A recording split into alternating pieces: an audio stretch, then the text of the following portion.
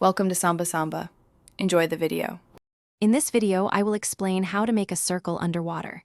Creating an underwater bubble ring is a fun trick that requires a bit of practice.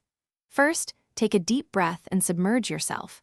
Then, slowly exhale a small amount of air while forming your lips into a tight O shape. A quick, gentle flick of your tongue can help shape the air into a perfect ring.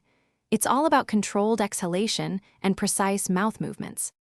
To refine your bubble rings, choose a calm environment, ideally in a pool or still lake, to minimize water disturbance.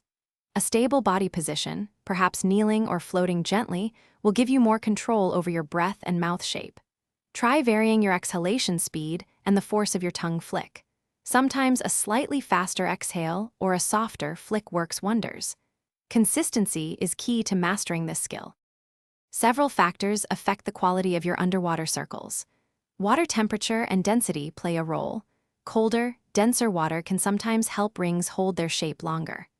Deeper water provides more pressure, which can contribute to larger and more stable rings before they dissipate.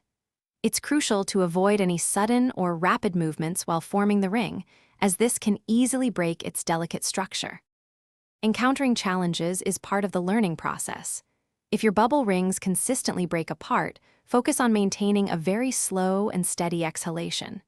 If you're not forming any rings at all, double-check that your mouth is a firm O and your tongue flick is precise. Remember, practice makes perfect. Dedicate about 10 to 15 minutes each session, and you'll soon be creating impressive underwater circles. Thanks for watching. Consider subscribing if we helped you.